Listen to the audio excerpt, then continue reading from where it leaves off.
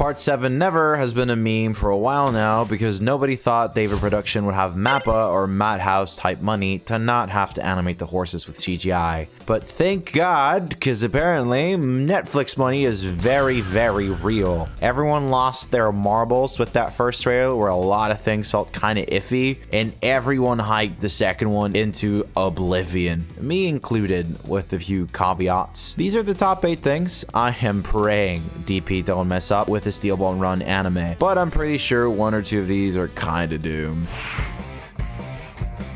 Alright, so with number 1, which honestly I don't think they're gonna do since they did the same thing in the Part 4 anime with these two, it's keeping Funny chubby. I want this guy to look like this before he becomes absolutely shredded. He just oozes this filthy fat cat energy whenever he's present in any panel. I really like that, and I do feel it perfectly suits his early characterization and motives. It makes him feel more like this corrupt corpo disgusto villain, you know what I mean? I just hope they don't make him go on a diet a little bit too soon in the earlier parts of the anime.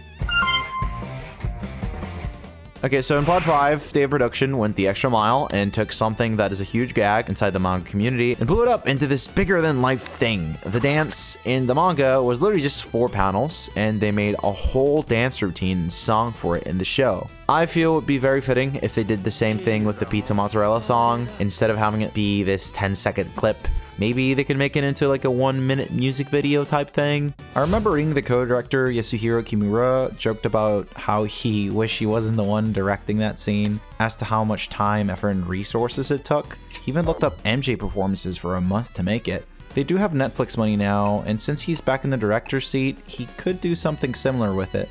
A man can only hope.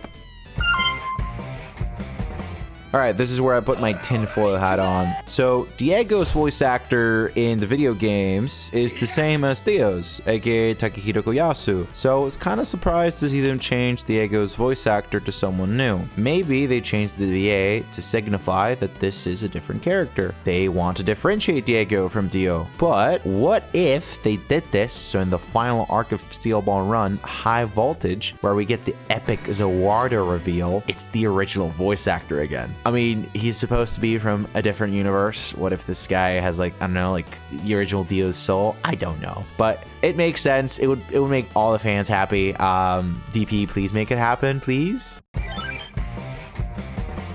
Alright, so since we're on the topic of Diego, 2D scary monsters is a thing I have nightmares about. I am manifesting daily, constantly, every single moment. But alas, I am expecting a mix of 2D shots with 3D cell shaded models. The Scary Monsters arc is very frantic and kinetic, and I don't know how far Netflix Pockets can go with this one. If they collabed with the studio that does the 3D openings, I could definitely see 3D Scary Monsters working, but that is such a shot in the dark, I feel.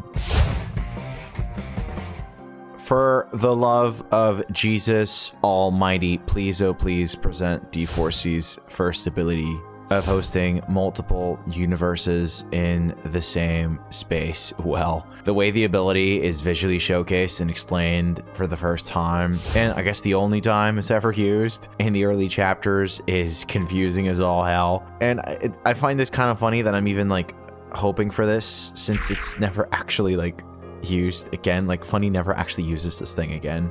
I remember this being kind of a gag that the ability just kind of changes, like, oh, Araki forgot. I don't think Araki forgot. I think he just wrote himself into like something that was really weird to visualize and just host in like fights, I guess. So the video games have done the collision of the other universe counterparts pretty well, so I doubt they will have trouble with this part of the stand. The who shot Johnny Joestar part is what I'm a bit worried about. Like, I get how it works, and I remember doing so on my first read-through, but it's King Crimson territory of weird. King Crimson was way easier to understand in the anime, I feel, and I want David Production to do the same with D4C, and I'm confident they will.